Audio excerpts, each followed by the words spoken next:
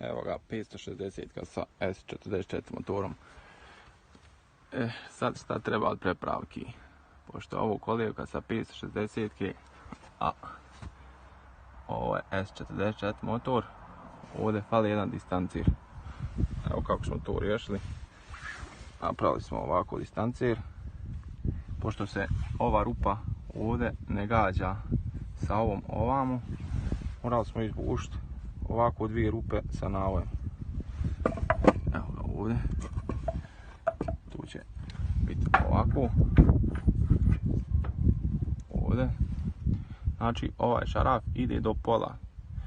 I s ove strane ovdje ide do pola. To je faktički kao jedna veza. Nije direktno, ali do pola. A ovaj prolazi skroz direktno.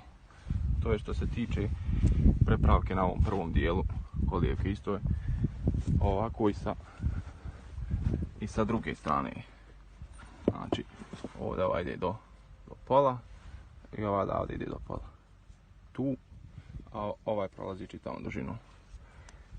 To je što se tiče prvog kolijevke. A ovamo prepravke što se tiče zadnjeg dijela ima na zamajcu, pošto je ovo motor sa viljuškara, ne paše zamajac, pa sam skinuo zamajac sa onog M34 motora, to jest od 560. Bilo je ga potrebno ukopat, pošto nije mogao prići alanser do zamajca.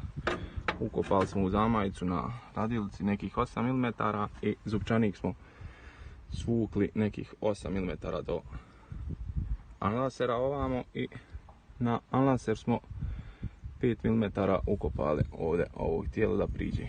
I to je to što se tiče tih nekih prepravki. Šarafi svi pašu ovamo, sve paše, samo to treba doraditi što se tiče zamajca i korpe, to je sa 560.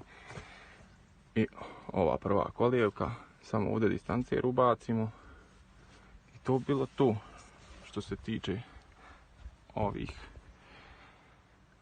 detalja o uklapanju. Sada ovo je sa viljuškara motor, nema ni izlaz za obrtaj, ni za kompresor, ali o tom potom.